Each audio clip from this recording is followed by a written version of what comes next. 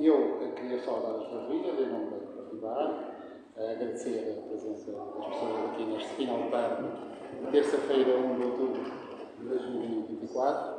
Agradecer a todos aqui. Um agradecimento também muito especial aos oradores que estão aqui presentes. Não vou substituir-me à moderadora, por isso não vou apresentar os oradores. Muito obrigado também à moderadora.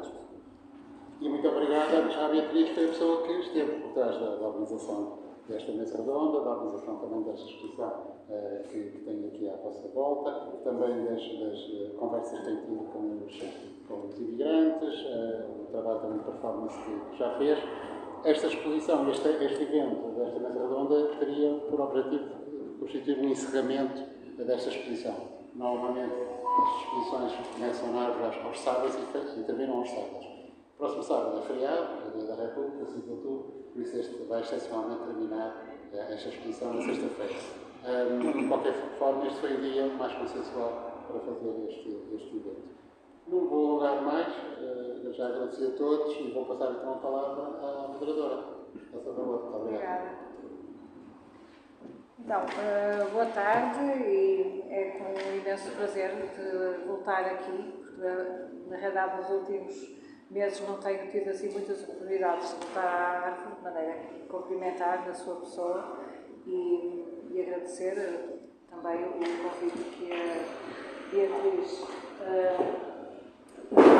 me endereçou e todos bem-vindos e que esta chuva miudinha nos inspire também, porque, como disse lá embaixo um senhor que estava no bar, ele dizia: isto é muito mais bonito com sol. Sim, mas há beleza nos dias assim. Portanto, vamos usufruir da beleza dos dias e penso que quando se fala de tópicos quanto estes que vão ser aqui trabalhados, exatamente a beleza dos dias é qualquer coisa que pode ser muito questionável e que nos pode posicionar a pensar em várias definições do que seja essa beleza dos dias e numa perspectiva, digamos, pessoalizada e que simultaneamente tem que estar necessariamente muito focada naquilo que sejam as comunidades, não no singular, mas no plural.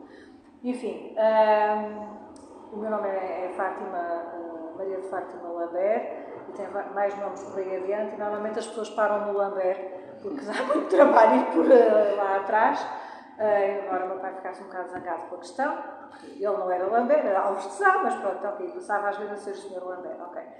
E enfim, eu iria pedir era que cada um de vós se apresentasse, porque melhor do que eu, cada um, e então neste contexto terá a dizer aquilo que eu nunca poderei saber, e na verdade é um privilégio estar aqui a reencontrar o professor Rodrigo R, conhecer pessoalmente alguém que eu ainda não conhecia. A Né, já nos conhecemos há muitos anos e em muitas lutas de dança e de salas de aulas de bailado e em diferentes contextos, e a Beatriz, enfim, que com o trabalho que aqui apresenta nos reuniu a todos.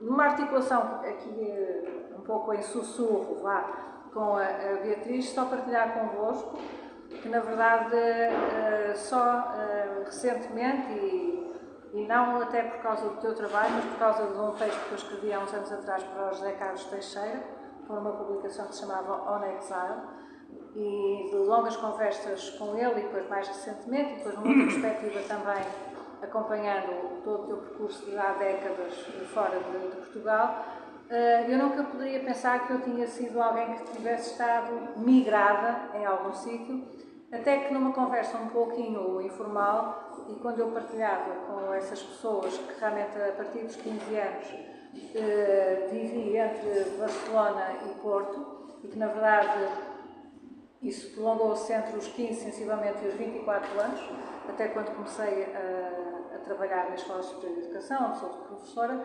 Na verdade, depois comecei a pensar até que ponto em que esse movimento, porque eu estava constantemente a ansiar ir para Barcelona, portanto, um local que, como devem imaginar, nos anos 80 tinha uma potencialidade e uma oferta cultural que em Portugal não existia, e intercalava, pronto, essas idas a Barcelona com um local que também começava por B, como diria o meu pai, que era Braga, porque eu não sou, portanto, a minha alma mater está na Católica de Braga e não aqui no Porto, e com muito orgulho, porque realmente foi assim uma escola de vida onde eu entrei aos 16 anos.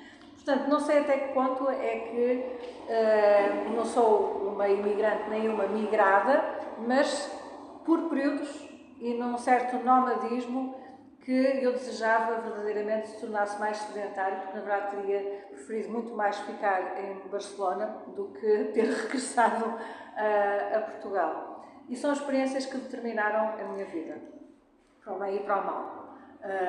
Quer a experiência de Barcelona, quer a experiência de Braga. Imagino que depois também os períodos que eu passei desde 2002 no Brasil, embora muito menor duração, mas que têm um impacto. E isso também, quando se fala de questões de memória, de tempo e de migrar, nós normalmente estamos muito a associar à duração e ao tempo em que estamos deslocados. Mas não é só um deslocar, na minha perspectiva, e se calhar lançava isso, depois se quiserem retomar, esse deslocar não necessariamente tem que ser físico e exaurir-se durante aquele tempo da permanência, mas é qualquer coisa que repercute precisamente numa perspectiva de diferentes layers, de diferentes camadas de memória e que, por vezes, são, digamos, ativadas a partir de pequenos estímulos que realmente nós quase que podemos imaginar que estavam submersos e, no fundo, quer dizer, nesse grande arquivo que são todas as existências que nós vivemos, mas que já sabemos clinicamente que é impossível recordar tudo ao mesmo tempo, mas que de vez em quando nós vamos recuperar um pouco no computador, assim, alguns ficheiros e os ativamos. Portanto, eu estou com imensa curiosidade de ouvir as vossas experiências e penso que todos, e não sou eu que estou aqui para falar. A rotina desta sessão será, obviamente, dar a palavra primeiro ao professor Rodrigo Guerra e depois vamos seguindo, como é que dizia a Inês, meninos e meninas. E, portanto, começam os meninos e depois as meninas. Muito obrigada. Não, mas não é tudo aquilo que tem para se poder dizer de si, nomeadamente que é um pintor. Algumas pessoas, não sei se sabem, que o professor também é pinta. Também é pintor. Não sei se algumas das pessoas sabem. Todos. Cumprimento a todos, naturalmente, com muito gosto. E nesta proximidade, que também é muito bem e muito bonita. Pede-me que fale quem sou. Todos sabemos quem é, mas... Sou médico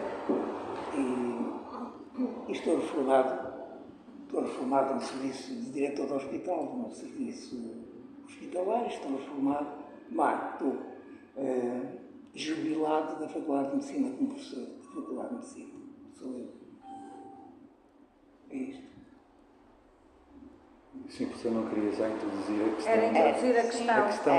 Sim. Apresenta-se e continua. Apresenta-se e continua. Ou seja, esta lógica do peregrino da memória. Portanto, Quer já que continue? Sim. Bom, eu começo por dizer, é a primeira vez que em público falo de mim.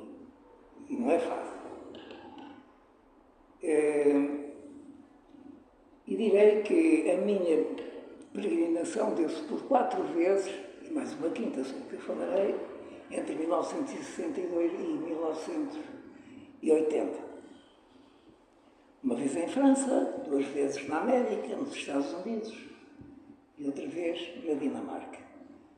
Sempre que esta peregrinação foi feita, teve como razão de ser a minha vida profissional, ou razões profissionais, quer na vertente médica, quer na vertente pedagógica, quer científica, da carreira universitária.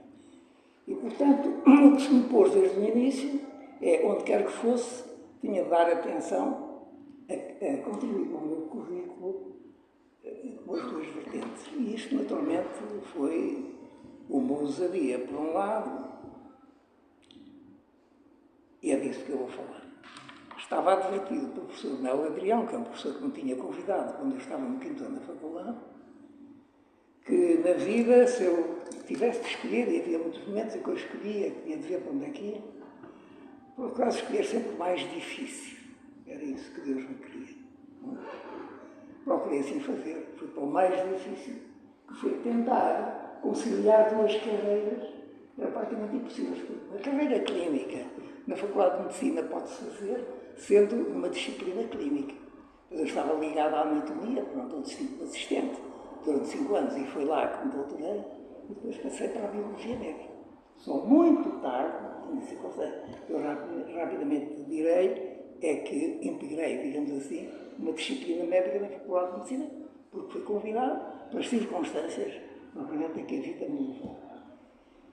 Eu comecei a ir para a primeira vez que saí, depois de fazer o serviço militar.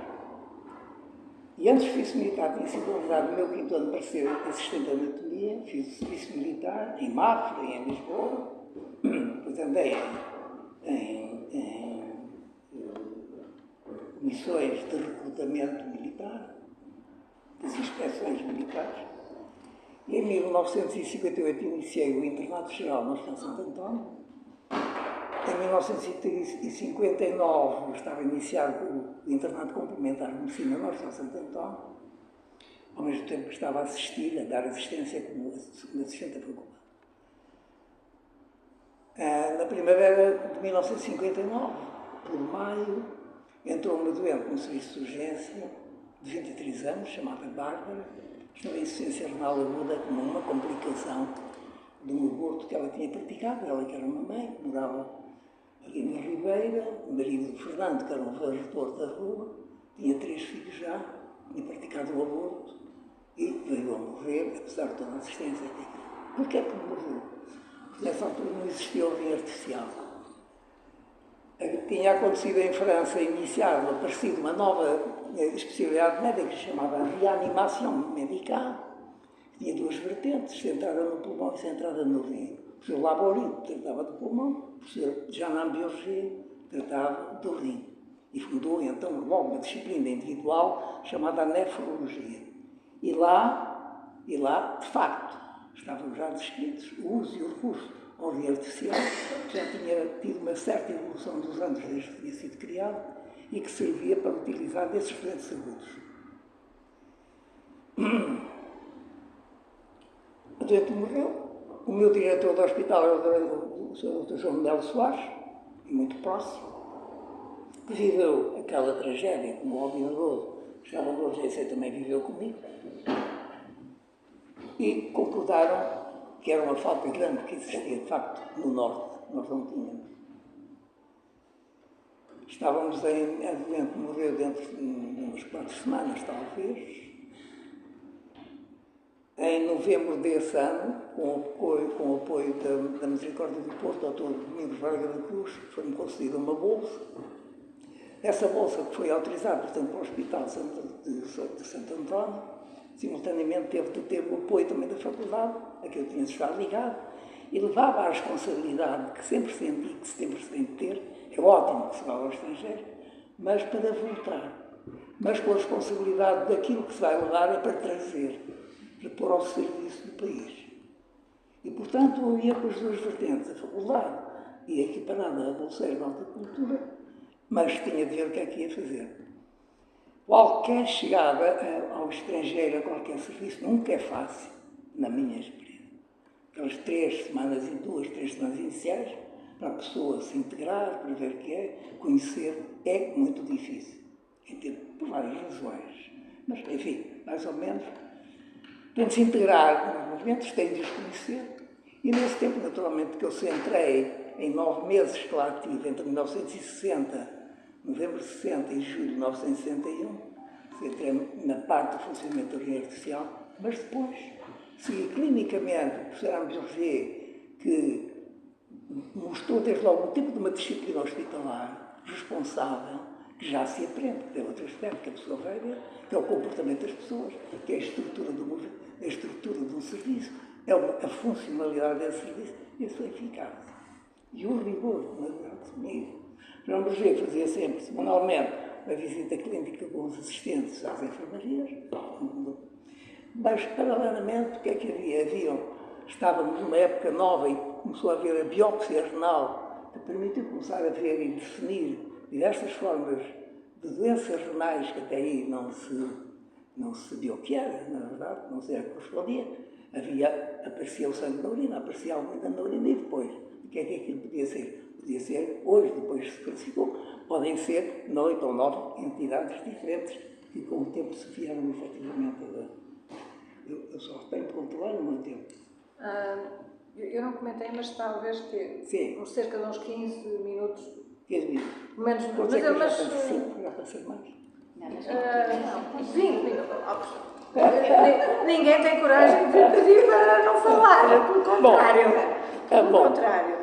E a faculdade? Isto para a parte que eu ainda não tenho dúvida. Bom, estou a cumprir para o hospital. Isto já me está a dar. E a faculdade?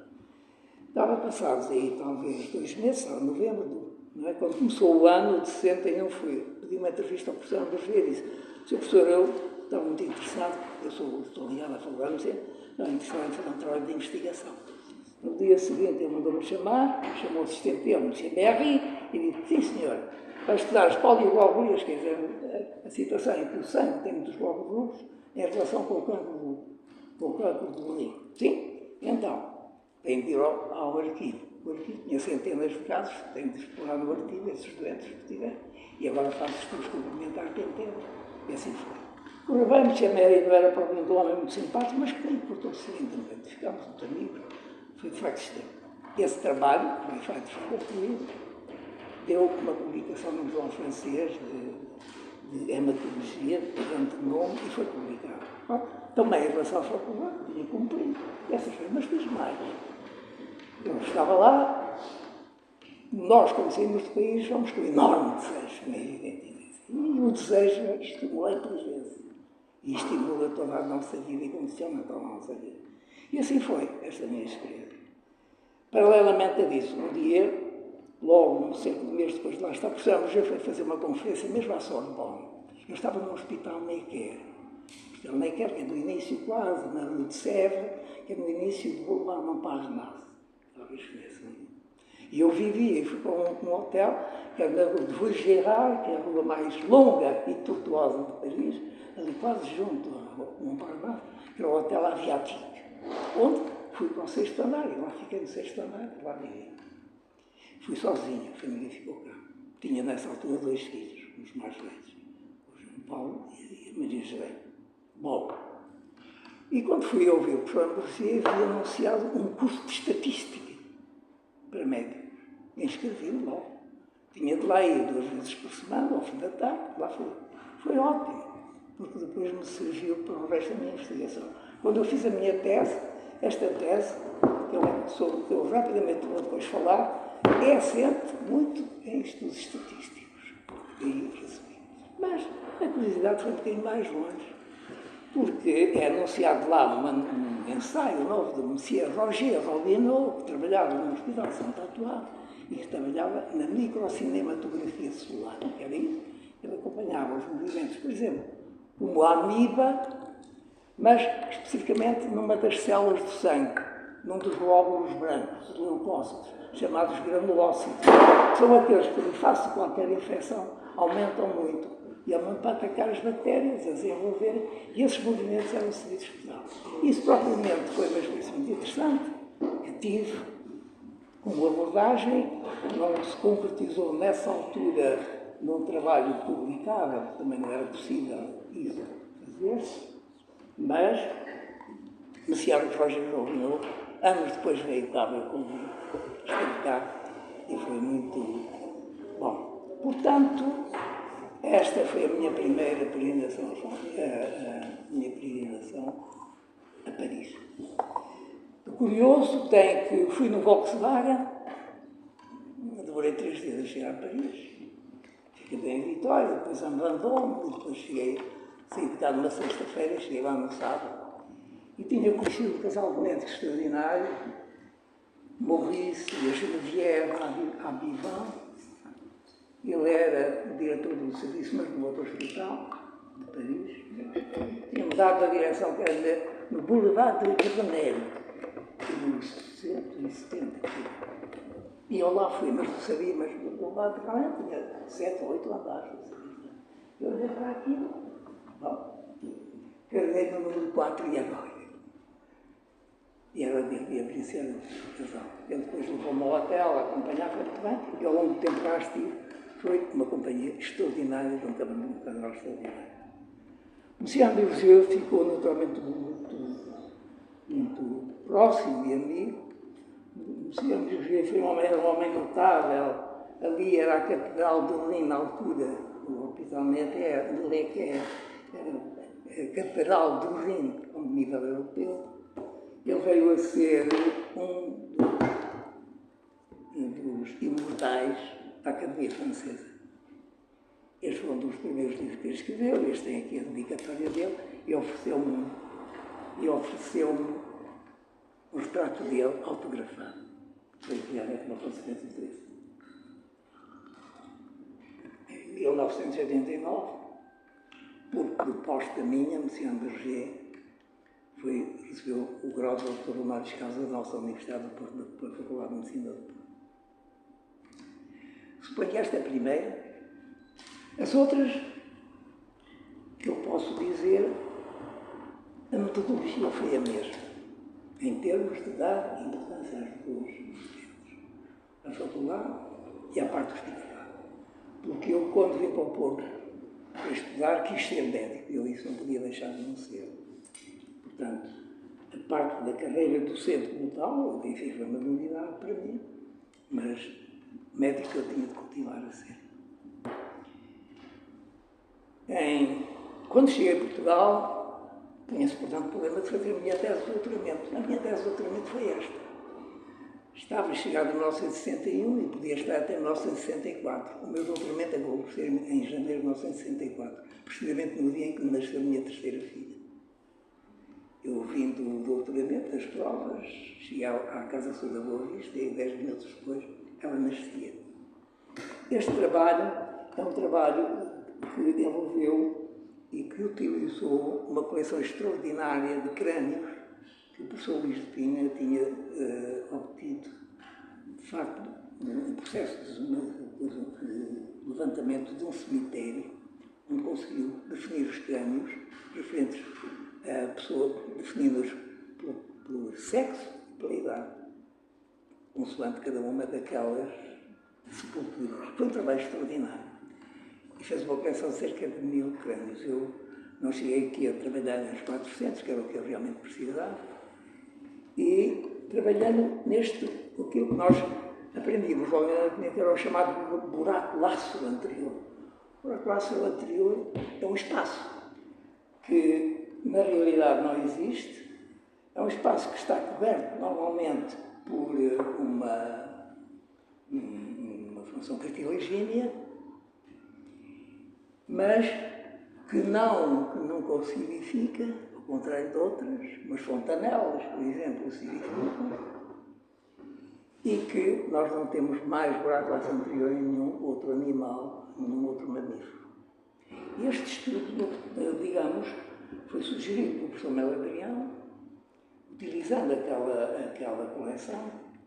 Foi um trabalho de cerca de 2 anos, em que eu estive a fazê-lo paralelamente com tudo o que era o entusiasmo extraordinário da vida clínica que eu tinha no hospital, e em que eu chegava, independentemente dos tempos em que eu tinha dado as aulas práticas, cumprindo, portanto, a parte das minhas obrigações, entrava habitualmente a partir das 4 horas numa sala onde estavam os crânios e ia, por exemplo, de noite.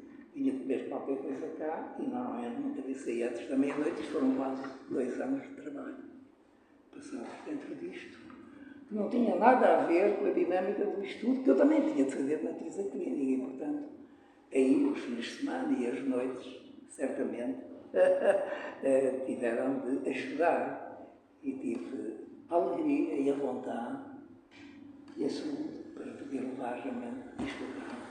E foi um passo importante, porque esta tese, sabe, que nós, quando estamos na faculdade, a vida de uma faculdade é muito complicada, porque há grupos e há influência, não sei o quê. Eu estava ligado ao grupo de anatomia, em que o grande mestre era o professor Hernando Monteiro, mas havia outro grupo também muito poderoso lá.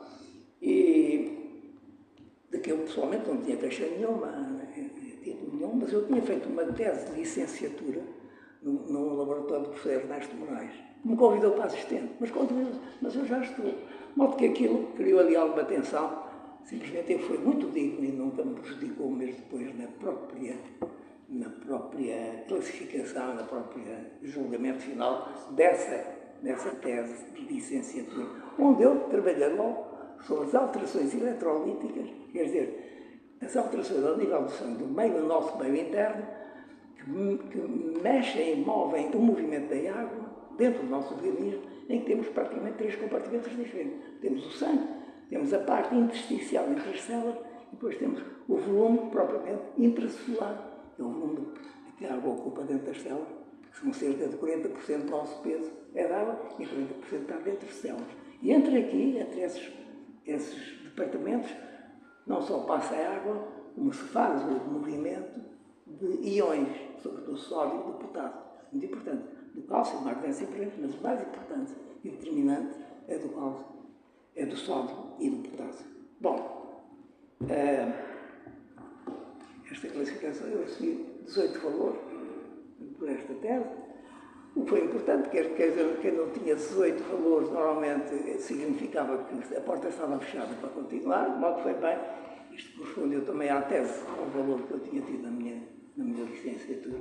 A porta ficou aberta. E agora? Segunda parte importante. Agora, eu já não estava na anatomia, o professor Melo Adrião tinha uma importante para a biologia médica. A anatomia, de base, era importante para a arte clínica, mas sobretudo para uma disciplina mais clínica de cirurgia. As pessoas não iam para a cirurgia. O professor Melo Adrião iniciou a regência de uma nova disciplina para a biologia médica. E a biologia médica já envolvia muitos conceitos, propriamente teóricos, destes movimentos, do que aqui está. Bom, e com esse problema passaram-se uns 3, 4 meses e disse agora, eu continuar, o que é que eu vou fazer? Também com o professor Melo Adrião. Chegou da América o professor Carvalho Guerra. O professor Carvalho Guerra tinha sido meu companheiro, de farmácia, tinha sido meu companheiro na Casa da Juca. E éramos próximos. E eu lá aos conteiros, soube ele que realmente estava. Eu que estava nos Estados Unidos, vinha muito bem preparado numa bioquímica específica chamada mitocôndria, era uma parte dos granulócitos, digamos, das baterias energéticas dentro das células. E ele recebeu muito bem, muito bem. Eu falei para o professor Melo Adrião, pedi o problema, o professor Melo Adrião apoiou, falei para o doutor João Melo apoiaram. Eu fui para a guerra com muito entusiasmo, abraços, muitas expressões da mesa. Fico muito contente que eu fosse para lá e iniciei nessa altura um trabalho com ele uns meses. E passaram uns 3 ou 4 meses ele falou, olha, e se fosses para a América? Se fosses para a América. Está bem? E ele empenhou-se muito nisso. E onde ele tinha estado, que era na Washington University em São Luís, trabalhando no departamento de farmacologia com o professor Hunter, e o professor Lowry, que era um homem que estava candidato a Nobel, conseguiu isso. Mas isso significava estar a trabalhar numa bioquímica que não tinha diretamente, não estava no laboratório, não tinha lá com a parte clínica. Então pôs-me um problema e eu investiguei na parte clínica que eu conhecia quem é que existia, que havia na Washington University Medical School ligado à parte clínica. Estava lá a dar nessa altura uma muito importante, um cientista chamado Neil Bricka, que é um nome de origem judaica, que tinha estado na Dinamarca, em Copenhague, a trabalhar com o professor Knusing, num modelo que era estudar os movimentos desse sódio e do potássio através da membrana Danã. Mas, simultaneamente, ele teve o trabalho todo da nefrologia clínica e, portanto, indo para lá, eu estava em contato direto lá com a nefrologia clínica.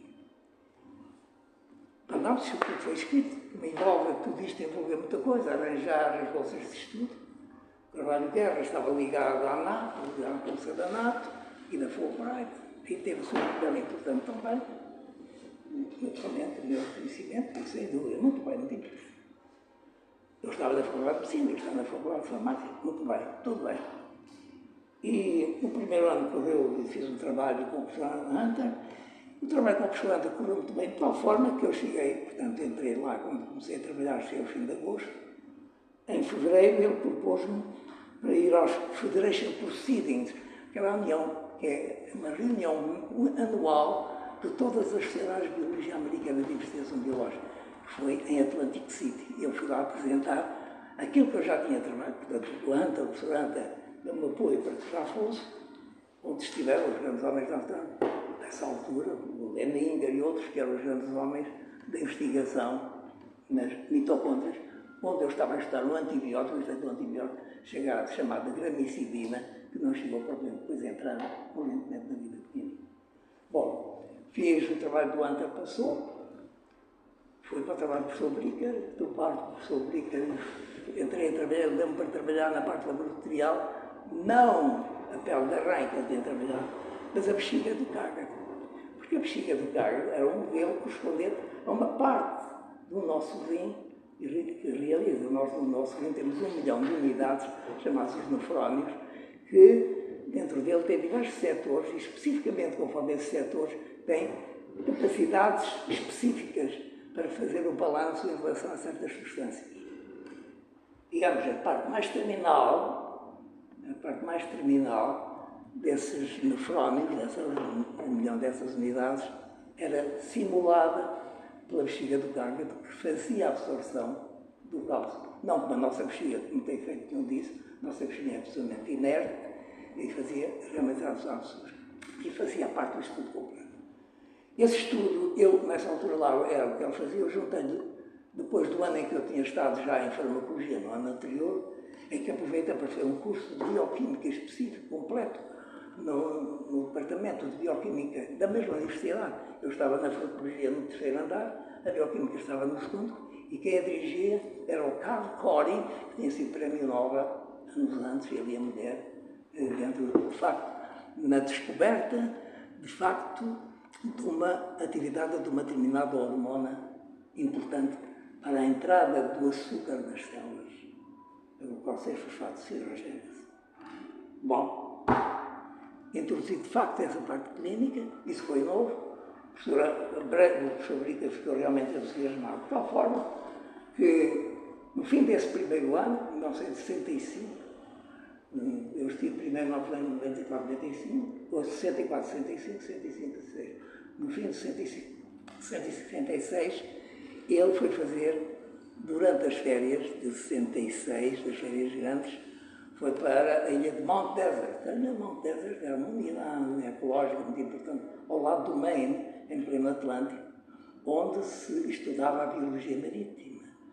Ou a biologia das aves, por exemplo, nas aves, por exemplo, na gaivota, estavam-se muitas, as glândulas da gaivota, que excretavam o sódio, porque ao meter as coisas na gaivota recebe muito sódio e poderia morrer. Mas eu trabalhava no sangue, fui trabalhar no sangue, num tubarão chamado o dogfish, que era um peixe-cão, que era habitualmente na baía, chamada Baía dos Franceses, era recolhida, havia nessa altura, em determinada zona, onde estava lá, ia ir lá buscá-lo e tirava-lhe o sangue naturalmente na chamada veia caudal dela, etc. Nessa altura, o professor Brito escolheu-me a mim para ir com ele e juntou um rapaz que era de Peru, que vinha da Columbia University, que também lá esteve comigo. Estivemos lá 2 meses, fizemos realmente um trabalho com tudo o que já estava anterior. Bom, e o tempo começou, de facto, não é? Entrou 65, 66 e 64, 66, e com eles todos, todo o trabalho, havia muito trabalho, mas havia que o concluir. E era um trabalho enorme que realmente tinha de concluir. Aí sucede que eu tinha ido realmente por 2 anos, era a minha bolsa lá por 2 anos, falei com o Chico Guerra e ele não concordou que eu ficasse terceiro. Eu expliquei-lhe a nação, porque eu pensava fazermos aqui um grupo forte de bioquímica, eu concordava com isso, mas estudei faculdade de ciência, importância nenhuma. Expliquei-lhe, procurei explicar a importância de que era lá continuar, tanto mais que havia um alemão, Frank Maczynski, que era um homem que trabalhava exatamente com o Lauri e o tal homem, em que estavam com uma metodologia que eu achava que era extremamente importante trazê-la para este grupo, porque era um passo realmente extraordinário. Ele não concordou, tinha lá as suas ideias, expliquei. Bom, fiz a minha aplicação à Bolsa da NATO, a Bolsa da NATO deu-me inicialmente, mas o Chico de Guerra conseguiu travar a Bolsa. Bom, eu fui ter com o professor Nilo Briga, professor, Nilo. A propósito disso, tratava que ele era Nilo, era o professor Nilo, que é assim na América que se trata. E a propósito disso, um dia com ele, em conversa, disse, Nilo, sabe uma coisa? Eu, quando estive realmente em França, lá, é o grande patron, me se chama Le Confesseur, e ele responde, Nilo, mas isto aqui não é preciso. Há pessoas de ser aquilo que é, em termos de rigor. Numa universidade americana, segundo a minha experiência, não há favores, não se protegem filhos. O rigor é extraordinário. E estas coisas são importantes para a vida. Aliás, no curso de Biologia assisti muitas aulas de um professor do tal Carl Corey, do tal curso de Bioquímica do Carl Corey, do Prémio Nobel. Havia um professor Brown, o professor mais extraordinário que eu alguma vez tive na vida como pedagogo, da forma como transmitia as suas coisas, as suas aulas de bioquímica, ele se escrevia, explicava-se aquelas coisas realmente muito. Bom, então, eu fiquei, porque o professor Briga disse, não tem problema, queres ficar? Eu quero. Porque se ele não tivesse feito, eu não angariava, não fazia currículo. E aquilo era um momento decisivo para a minha vida. Porque, entretanto, o professor Melo Adriano, quando eu cheguei, tinha morrido. Eu fiquei órfão dentro da faculdade. E estar órfão na faculdade é muito complicado.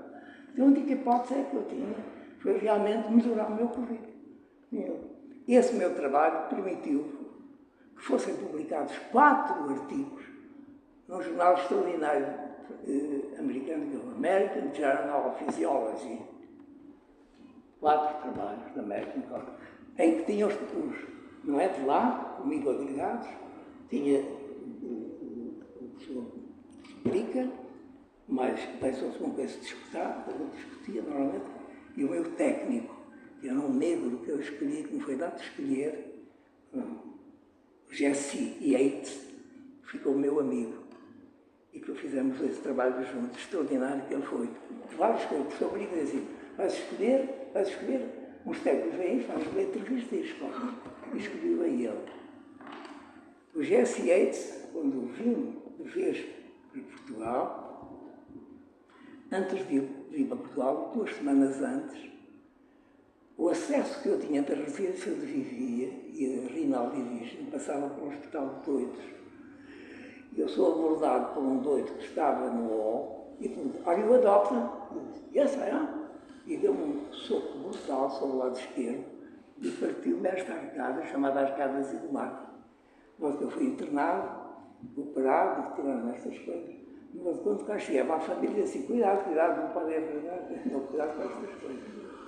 O Jesse Yates, depois, enfim, daquelas despedidas formais, muitas vezes o departamento faz, ele apareceu-me no aeroporto a despedir-se de mim. Dava uma grande área.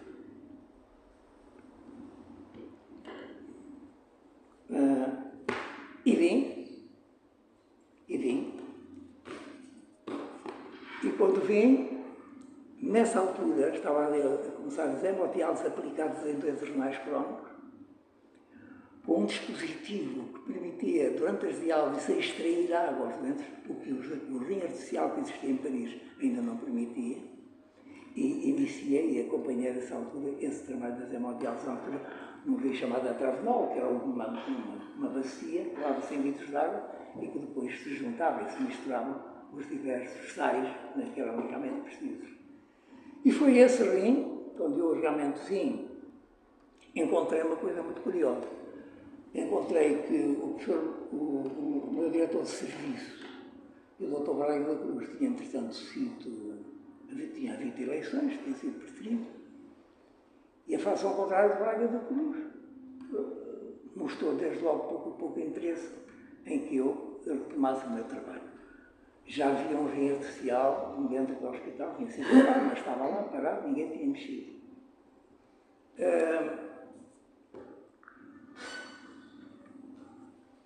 Eu cheguei em julho, fui recebido e, passado algum tempo, Sou chamado e da misericórdia, juntamente com o diretor do hospital da altura, é-me dito assim: se quer começar a iniciar o seu trabalho da nefrologia, tem de deixar o Dr. Braga da Cruz e o Dr. João Melo.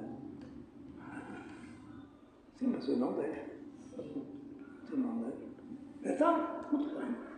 Muito obrigado. A responsabilidade é vossa. Mas apareceu, uma ou 2 semanas depois, sou abordado por a família do engenheiro Mário Amado, São João da Madeira, que era industrial, que estava com uma insuficiência renal crónica e que estava nessa altura em Paris e estava já a receber diálise. Eu sou contactado, exponho-lhe a situação, e eu digo: mas eu compro, e então comprei. E ofereço ao hospital. E ofereceram ao hospital. Então o hospital ficou lá com o rim sem utilizar, e o engenheiro Amado veio, e 2 meses depois de eu ter chegado, o professor Jacinto Simões tinha iniciado também as hemodiálises no Hospital Coelho Cabral.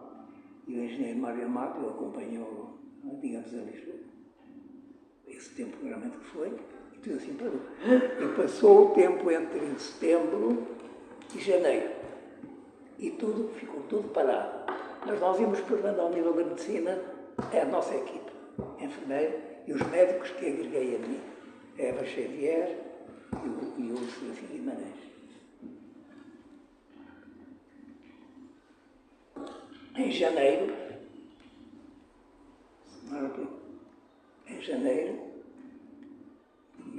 nessa altura, de 1968, entra na urgência o António Carneiro, que era um instrutor da desportiva em insuficiência renal terminal. Estava praticamente aí com o Moreno, com todos os profissionais. E a desportiva tinha bem tanta influência na mesa da altura. Eu sou chamado para ouvir, e disse: é isso. E pergunto: mas quer tratar-me? Sim, mas tem de mudar as condições, as condições. Que tempo é que pode ter? Segundo as duas coisas, talvez 48 horas.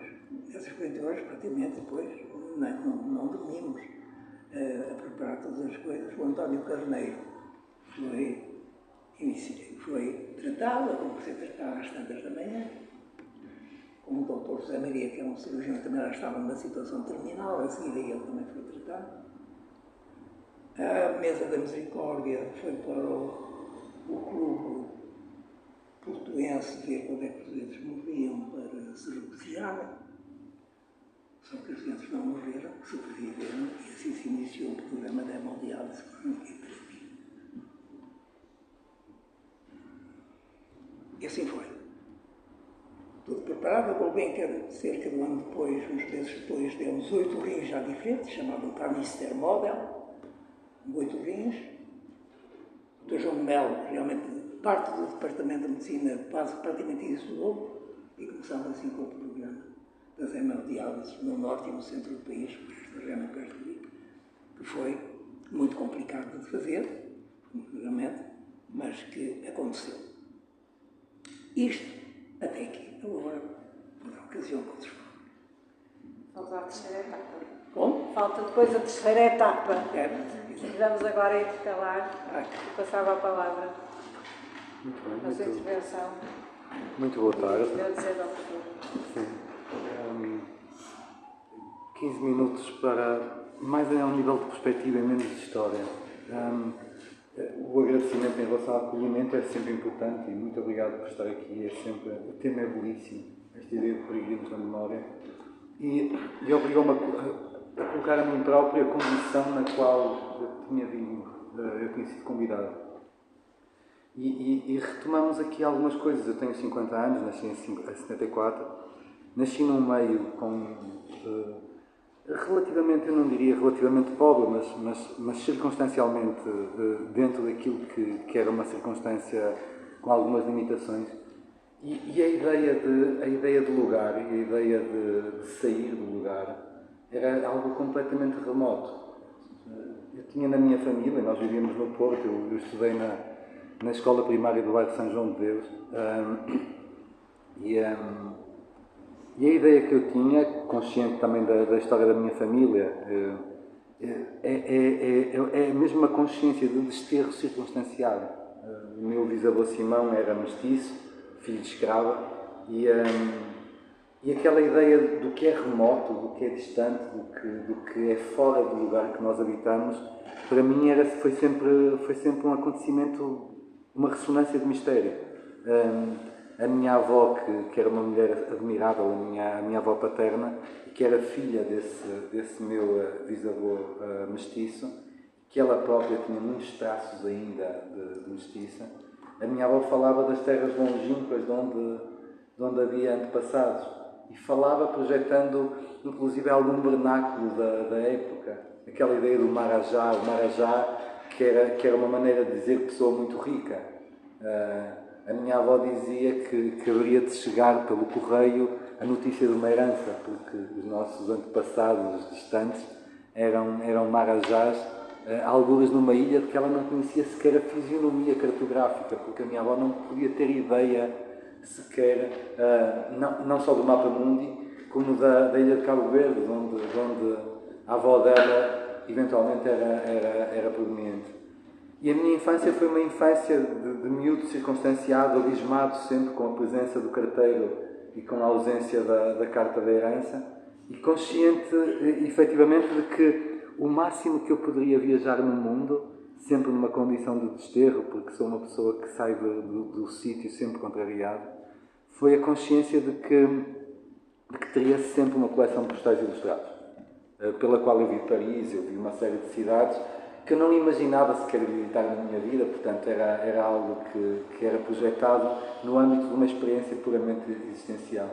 E confesso, porque não é difícil para mim dizê-lo quase desde uma construção filosófica, que existencialmente sempre senti-me particularmente desterrado, porque há um movimento interior que não impede a questão da perspectiva da distância. E só muito tarde, porque nunca imaginei que a minha vida tivesse como pressuposto essa experiência do estrangeiro ou do peregrino, é que na sequência, inclusive, de um trabalho feito sobre os caminhos de Santiago, na minha formação teológica, eu não disse, mas não me apresentei até... Disse que nasci há 50 anos, não é? É o mais importante, aparentemente. Não, tenho 3 filhos, sou teólogo de formação de base na Católica do Porto, fiz um mestrado em Filosofia e doutoramento em Literatura aqui na FLUP, sou professor na Católica, dirijo o Lusofrancês no Porto, mas acho que aqui a minha condição melhor será a de poeta, por um lado, ou a poesia que eu escrevo, ou aquilo que molde o imaginário daquilo que eu escrevo, e isso por um lado, e uma condição precisamente de peregrino. Eu não estou certo que tu, Beatriz, conheças ou saibas, porque na realidade em 95, na sequência de um trabalho sobre os caminhos de Santiago, eu decidi fazer com um amigo um primeiro caminho de Santiago, Porto de Santiago. Não havia uma única... Não, o caminho não era a modinha que é hoje, está bem? Não havia setas, não havia albergues, não havia turistas, não havia nada. Eu tinha 1500 escudos no bolso e o que não era pouco, mas estaria longe de ser sequer o suficiente para chegar a Viana do Castelo, mas nós também não fomos por Viana do Castelo, desculpem, fomos por Valença, deve ter sido mais barato. E na realidade fomos quase esmoleiros, ou seja, eu e o meu amigo fomos por aí acima sem nenhuma consciência daquilo que íamos, não havia uma seta, não havia um caminho, não havia um albergue, fomos pedindo onde dormir, permanentemente admolestados pelas pessoas a dizer que Fátima era para baixo, naturalmente não havia um único peregrino para Santiago, e lá chegámos a Santiago em agosto de 95 e desde então fiz mais de 15.000 quilómetros a pé, em 70 caminhos com pontos de partida distintos, sempre que o ponto de chegada é invariavelmente o mesmo, e não é o mesmo, porque pela primeira vez eu senti o que é estar fora. Eu vou dizer-vos o que parece-me absolutamente ingênuo e patético e ao mesmo tempo muito poético também, há coincidências aqui. A primeira vez que eu senti que estava verdadeiramente fora do lugar onde pertenço, em termos naturalmente territoriais e não existenciais ou emocionais, foi em Porrinho, que é uma coisa completamente degradante, porque a seguir eu vou já falar de Buenos Aires e de Paris e de cidades chiques.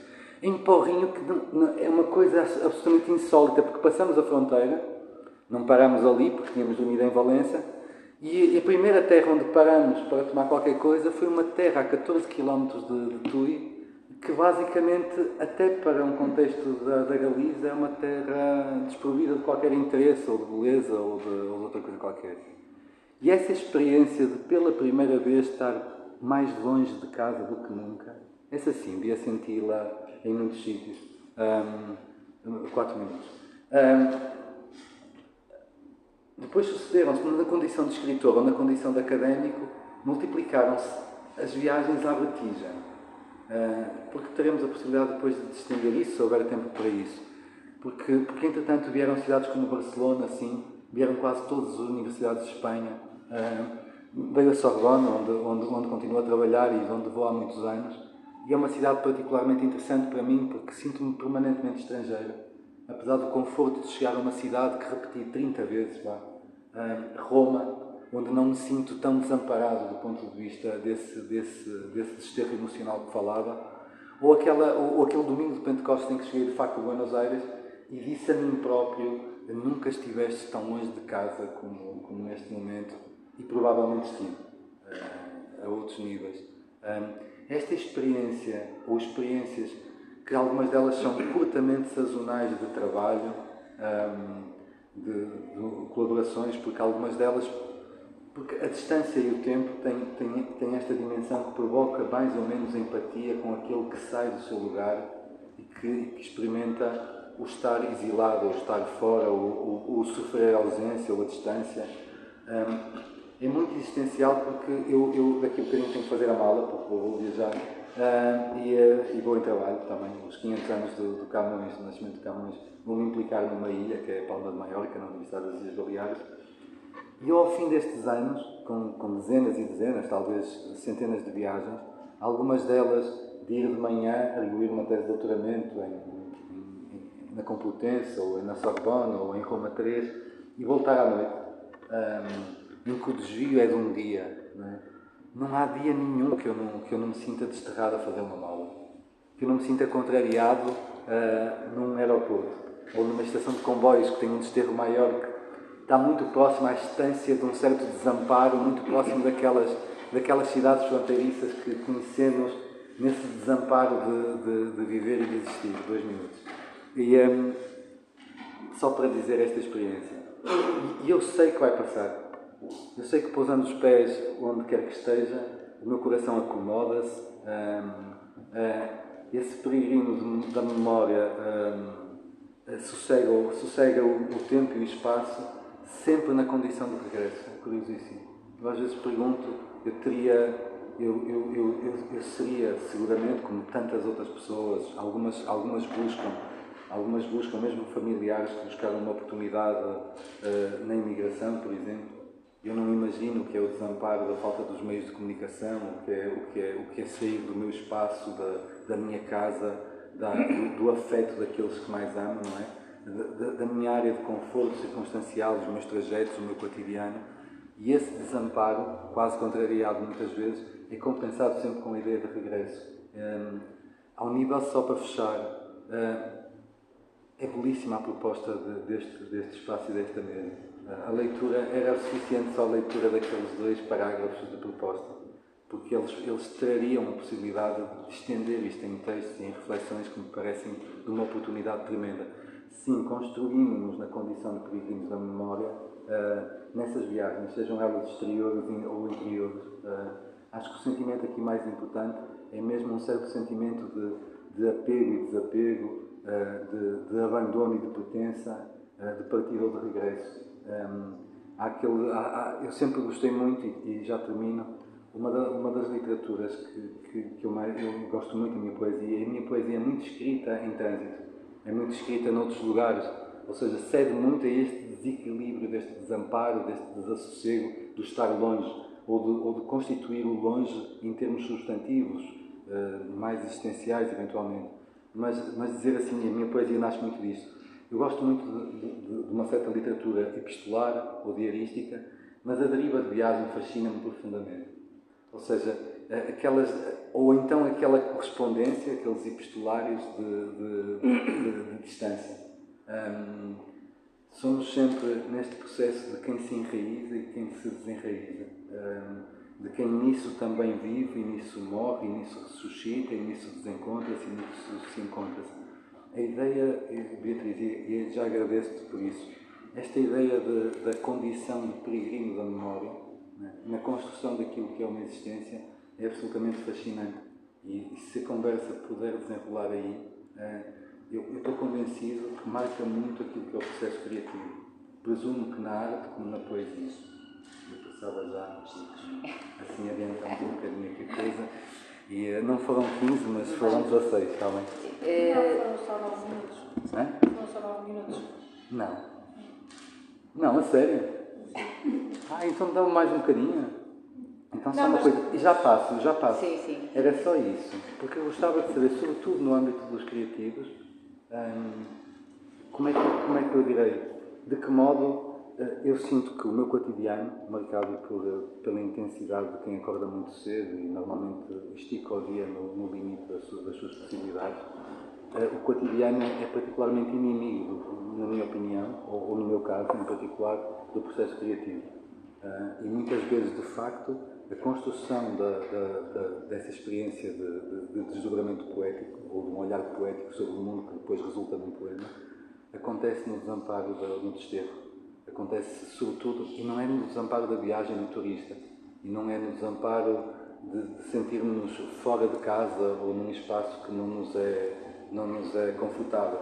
Porque esta experiência que o professor disse, sim, é muito difícil chegar, particularmente num ambiente académico, e situarmos, ou seja, e conseguirmos marcar o nosso espaço e sentirmos minimamente em casa, digamos assim. Aliás, construir uma casa fora daquilo que é existencialmente o nosso lugar, e cada um, seguramente, de acordo com a maneira como emocionalmente encara o mundo, reage de maneira distinta. Há pessoas que, um grande amigo meu, Rui Nunes, diz sempre que adora o desamparo neutro de um quarto de hotel. E eu, num quarto de hotel, sinto-me sempre uma espécie de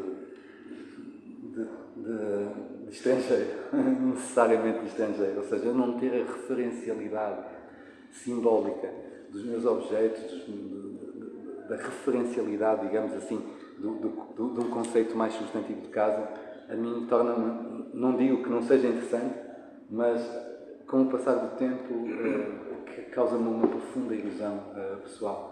Eu dizia, é neste ponto de equilíbrio ou de desequilíbrio que muitas vezes eu sinto, exterior ou interiormente, o potencial do poema acontecer. E eu às vezes penso se isso é só uma idiosincrasia, ou se eventualmente não pode ser um motor criativo ou uma caixa de ressonância para o imaginário do poeta ou do artista. Agora sim. E agora dizem, mas não só passaram 10 minutos, eu vou então... A fasquia está bastante alta e, portanto, começa a ser difícil falarmos de nós próprios depois destes dois grandes depoimentos. Agradeço também o convite, obviamente, é ótimo estar aqui sobre o tema. De facto, é algo que profundo e que nos move, quer queiramos fisicamente, quer espiritualmente, é algo que está sempre a percorrermos. Eu agora vou falar um pouco da minha experiência, da minha deslocação, digamos assim. Foi sempre por motivos, eu tento distinguir entre aquilo que foi a minha deslocação para o estrangeiro por questões profissionais das minhas viagens, onde eu vou procurar e conhecer outros lugares. Para mim foram sentimentos completamente distintos. E se calhar focava-me mais nas migrações, digamos, por questões profissionais, mais por necessidade, vontade, inquietação, etc. A primeira grande viagem foi para os Estados Unidos, nos anos 80, início dos anos 80, onde eu não disse quem era, pronto, sou coreógrafa, bailarina, sou investigadora também no Instituto de Filosofia, sou diretora do Ballet Teatro e fundadora do projeto do Ballet Teatro. Portanto, a minha vida está ligada à dança, ao pensamento, ao teatro, às artes performativas em geral. E, portanto, nos anos 80 houve a oportunidade de eu ir para os Estados Unidos e havia mesmo essa necessidade. Porquê? Porque naquela altura tudo que era arte contemporânea, em particular nas artes performativas, era um deserto, portanto não havia movimentos, não havia pessoas a trabalhar contemporaneidade dentro destas disciplinas.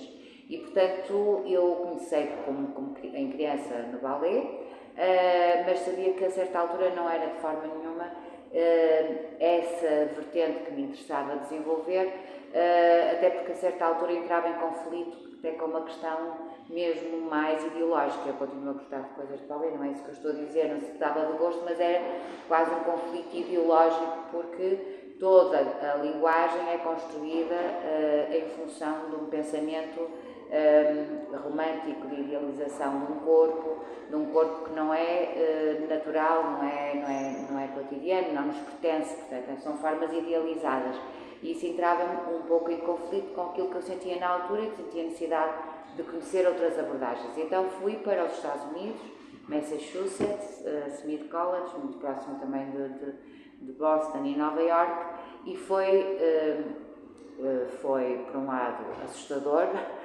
porque foi um contraste imenso entre a realidade que se vivia aqui em Portugal e aquilo que eu fui encontrar, que eram universidades com condições extraordinárias, portanto estava tudo num nível completamente distante daquilo que existia cá em Portugal, condições fantásticas de trabalho, com possibilidade de trabalhar com a história da dança, quer dizer, consegui iam à universidade pessoas como Bobby Nicolais, Merce Cunningham, Richard Brown, portanto, nomes grandes da dança moderna e contemporânea, porque, como se sabe, a tradição das artes nas universidades era uma coisa que já existia há muitos anos, nos anos anglo-saxónicos, e que só chegou aqui a Portugal muito mais tarde.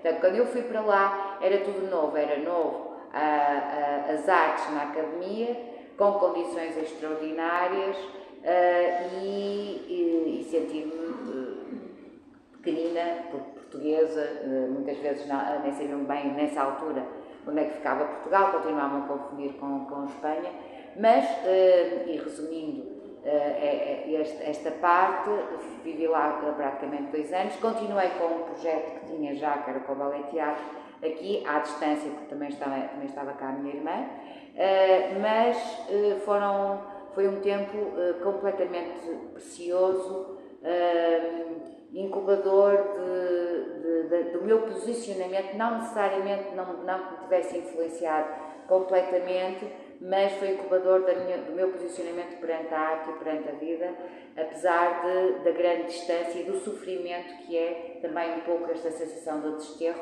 que também tinha, claro, e da grande saudade, e de ser numa altura em que não havia internet, não havia telemóveis, portanto tínhamos que escrever cartas, demoravam muito tempo a chegar lá, os telefonemas tinham que ser muito rápidos porque eram caríssimos, as viagens caríssimas eram, portanto era realmente uma distância onde a distância sentia-se no corpo, no coração, e portanto foi também muito difícil desse ponto de vista, mas fundamental porque foi uma oportunidade e o contraste foi de tal maneira grande que fez com que a partir daí, quando me perguntavam, mas porquê é que não vais para Lisboa? Muitas vezes perguntavam assim, não, se me quiser deslocar, se quiser então migrar, não vou para Lisboa, vou para outro país, porque não teria sentido não experimentar outra coisa que não fosse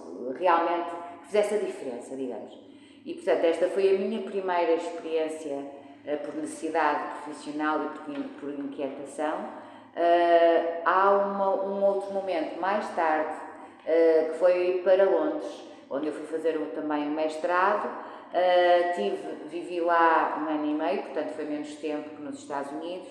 A experiência já foi bastante diferente, porque já foi também nos anos 90, foi exclusivamente depois 9 anos depois, e não fiquei, e apesar de gostar muito de Inglaterra e de Londres, foi uma experiência muito difícil, porque aí sim senti-me estrangeira, curiosamente, enquanto que nos Estados Unidos não me senti estrangeira, quer dizer, sentia-me estrangeira no sentido que naturalmente, a língua, tudo, a cultura era diferente, mas interiormente, e aí essa grande diferença entre aquilo que a pessoa vai sentindo no nosso interior, na nossa intimidade e aquilo que é condição exterior, não me senti tão estrangeira como me senti, por exemplo, em Londres. Apesar da proximidade e já de existirem viagens muito mais baratas e de eu poder, de facto, vir com muito mais frequência visitar as pessoas próximas e os amigos. Foi, contudo, também uma experiência muito importante, até porque, lá está, nessa altura também pude concretizar a parte académica, que depois acabou por ser também muito útil para a minha carreira aqui em Portugal. E no fundo, depois tive um terceiro bloco completamente diferente, motivado por questões profissionais, portanto, já de relações profissionais com outras companhias, com outros artistas, depois afetivas também, mas depois profissionais e depois afetivas, com Itália, digamos assim. Itália foi toda uma outra experiência muito diferente, foi talvez dos três momentos onde, do ponto de vista da proximidade, foi quase imediata, muito através da língua, curiosamente. Eu imediatamente aprendi italiano, acabei por fazer mesmo formação e hoje é quase a minha segunda língua, curiosamente. E a língua, por eu gostar tanto do italiano, acabou por me aproximar muito também daquele país, é curioso. E pronto, digamos, resumidamente, foram estes três grandes momentos que definiram as minhas deslocações. Em relação à dimensão existencial, é sempre difícil perceber se é por nós nos deslocarmos exatamente de um lugar, portanto espacialmente, se muitas vezes tem a ver com a nossa com aquele momento que estamos com a nossa condição do próprio momento. É verdade que o fazer também nos faz, não é? Por exemplo, havia um coreógrafo que dizia motion, não emotion. Porque é que ele distinguia isto? Dizia porque era o Alvin Nicholas, que ele nunca partia da emotion, porque era o facto de nós nos movermos que vai provocar a emoção. Portanto, ele sempre que era para avançar para o ato criativo, partia da ação, partia do dispositivo, partia da tarefa e não começava pela emoção, porque acreditava que depois que era no fazer, no estar, no ser presente naquela situação, que a emoção haveria de aparecer. Eu identifico-me um pouco com essa dimensão. E para já não tinha mais nada para dizer. Obrigada, meu nome é Beatriz Albuquerque, também sou professora, faço pesquisa, artista, por aí. E a primeira vez que eu comecei a pensar desta ideia, Peregrinos da Memória, foi, eu estive em Chicago, estive em Nova Iorque e durante a pandemia volto. E então começo a pensar nessa ideia de sermos peregrinos, de como eu fui lá, ou seja, eu também queria, a nível profissional, estudar na altura em Portugal, apesar de ser muito mais recente, a nível das artes ainda era muito pintura, escultura ou design, não havia interdisciplinariedade, havia um conjunto, todos era uma formalização, a educação era muito tradicional ainda, antes de Bolonha, as disciplinas eram impostas e tudo. E eu então senti necessidade, pronto, de ir para Chicago. E é lá que vou para o The Artist of Chicago. Como muitos de vocês também falaram, há o princípio a língua também, há a cultura, há um conjunto também de ideias que me formaram e a nível artístico também a distância e esse confronto vai fazer com que a pessoa crie outros objetos e outro pensamento. Há também o nosso sentimento da saudade ou da nostalgia também. A nível dos contactos é um bocadinho melhor na vossa altura, mas não assim muito melhor como agora, certo? Depois quando o Evangelho é diferente, há os Zooms, há tudo. nessa altura ainda não, o Skype está nos primórdios, a internet wireless não é assim tão conhecida, e as cabines de telefone com moedas, que na altura já não eram moedas, era cartão, funcionam. Por isso eu comunicava uma vez por semana, ou por e-mail. E-mail dava para mandar, mas pronto. E eu fui também dessas ideias, e depois também, eu lembro-me em criança, a nível dos caminhos de Santiago, ir com o meu pai, não fazer os caminhos mesmo, mas irmos várias vezes a Santiago, parar lá, de fazermos aquele ritual. Houve uma altura que abriu a porta, eu lembro-me de ser pequenina, e de irmos beijar a própria longe. Lembro-me disso, lembro-me depois de ir lá já para a workshop da Marina Abramovic, que é formas, depois influenciam muito, porque depois eu também vou a Braunschweig, depois ela está nos Estados Unidos, por isso é alguém que eu também vai me influenciar essa peregrinação, não só, e tudo. E lembro-me também de fazer o percurso, que acho que agora já não é assim, que é quando se entrava, antes de entrar na catedral, o peregrino podia lavar os pés, depois subia e havia aquela escultura do Santiago com os buracos das mãos, que havia assim uns buracos na escultura, nós metemos de joelhos, e disseram lá que metíamos as mãos e se nenhum bicho nos mordesse, era 3 desejos que pedíamos. Okay? Eu lembro de fazer isso e de pensar que gostaria, ou seja, a nível de conhecimento, tudo experienciado lá fora, nem que fosse esse sentimento que eu também muitas vezes sinto desterrado, e depois lembro-me de Soares dos Reis também, da escultura e de tudo, mas gostava também de ver lá fora, ter esses estímulos, ou seja, levar o que nós trazemos da nossa cultura socialista, dos Estados Unidos, capitalista, isso foi logo um choque, assim um bocado, foi assim um bocado. Portanto, já há outra forma de ver, mas são todas, ou seja, com uma tentativa de democratização, certo? Podemos depois discutir isso bem ou não. E então eu lembrei-me disso, ou seja, como peregrino, a ideia já começou aí, no meu caso, ou seja, de querer conhecer outras culturas, de querer ir lá fora, de querer esse intercâmbio também, não só de ideias, mas também de influências, de quase como uma troca de um lado e de outros pontos de vista. E a mim tem a ver com essa ideia. Depois em Nova Iorque já é um bocado diferente a nível de tecnologias e tudo, ou seja, é um conjunto de tecnologias a avançar muito rápido. Em 2009, que agora nós também temos aqui, falamos, mas na altura já temos as pessoas também, a NASA, a falar daquilo tudo, e da robótica e AI e tudo, mas na altura era menos tão divulgado, agora está mais.